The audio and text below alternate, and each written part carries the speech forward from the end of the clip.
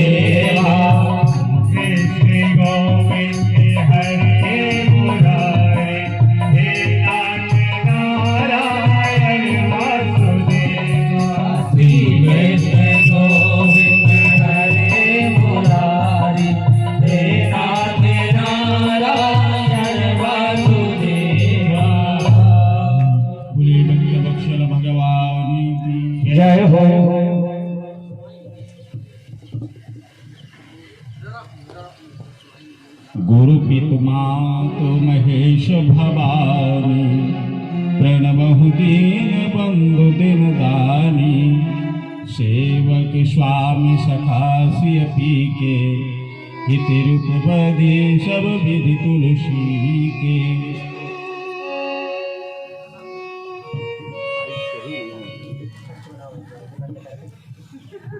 बोलिए भक्त वत्सल भगवान की जय। प्रिय बंधो, भगवान देवादिदेव, जैसा कि कल रामायण का महात्मा का श्रवण किया, गुरु वंदना करी, त्रिदेवों की उत्पत्ति और ब्रह्मा जी के द्वारा सृष्टि का निर्माण हुआ। अंगिरा, अंगिरस, मरीचि, दधीचि इत्यादि ऋषियों की उत्पत्ति हुई और महाराज दक्ष का जन्म हुआ। ब्रह्मा जी, पिता ब्रह्मा जी के माध्यम से महाराज दक्ष के लिए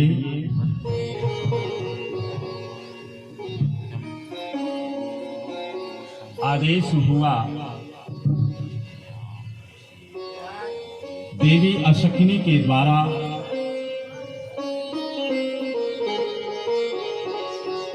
साठ कन्याओं का जन्म हुआ और 60 कन्याओं का जन्म होते ही 5 अंगिरा, 5 अंगिरस, दधीचि इत्यादि ऋषियों को, वशिष्ठ इत्यादियों को प्रदान की गई। 60 कन्याओं का कन्यादान देकर के महाराज दक्ष को बड़ी शांति मिली, पर अशांति कब हुई? 27 में अभिजित के सहित 28 कन्याओं का चंद्रमा को दान किया। महाराज दक्ष 60 कन्याओं का कन्यादान करने के पश्चात संतुष्ट तो हो गए, पर मनः शांति प्राप्त नहीं। बोले कन्याओं से वंश की वृद्धि नहीं है। तब उन्होंने पुनः सृष्टि का निर्माण करना आरंभ किया तो 4 पुत्र हुए। 4 पुत्रों का जन्म हुआ। ब्रह्मर्षि नारद जी आ गए, बोले हमारे बड़े भैया के यहाँ हमारे 4 भतीजे पैदा हुए हैं, चलना चाहिए, बधाई देने के हेतार्थ आए। वो चारों बालक दरवाजे पे ही मुलाकात हुई। उन चारों बालकों को देख करके ब्रह्मर्षि नारद बड़े हर्षित हुए, प्रसन्न हुए और उन 4 बालकों के लिए संगीत के माध्यम से वीणा वादन करते हुए ज्ञान उपदेश देने लगे और उनको ब्रह्म ज्ञान का उपदेश करा दिया।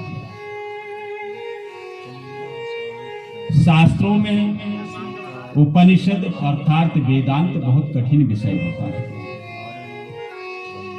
वेदांत का अध्ययन करेंगे आप तो स्नान करना भूल जाएंगे, दंत धावन अर्थात मंजन करना भूल जाएंगे। ये सब निषेध है। यानी हमें इन सारी चीजों की आवश्यकता नहीं है। मनसा वाचा कर्मणा, मन प्रसन्न होना चाहिए, मन विकार नहीं होना चाहिए, निष्काम भाव हो जाते हैं। और जब व्यक्ति निष्काम भाव हो जाता है तो न उसको स्नान करने की आवश्यकता होती है, ना कोई क्रिया करने की आवश्यकता ही होती है। भोजन खंड वाली थाली, एक में सब्जी है तो एक में दाल है, एक में ये है वो है। लेकिन जब मनुष्य विरक्ति को प्राप्त हो जाता है तो एक ही पात्र में संपूर्ण भोजन का मिश्रण करके उसका पान कर लेता है, जिसको हम और आप कहते हैं तत्वदर्शी महात्मा। जो तत्व को पहचान लेता है वो समदर्शी हो जाता है। और जब वो समदर्शी हो जाता है तो उसकी सारी इच्छाओं का दमन हो जाता है।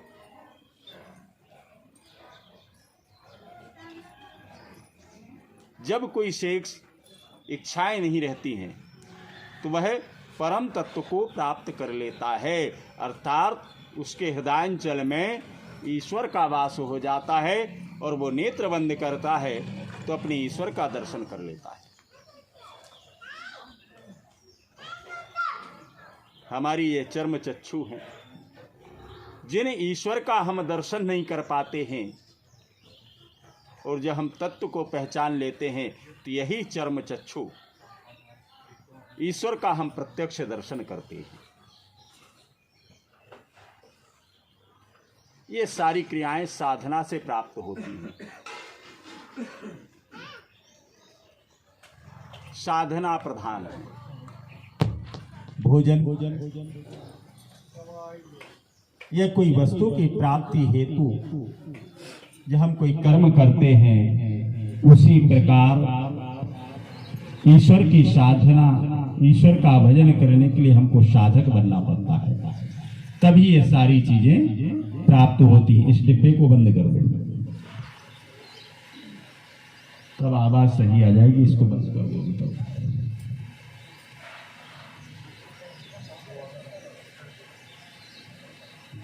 बोलिए भक्त वत्सल भगवान की जय हो।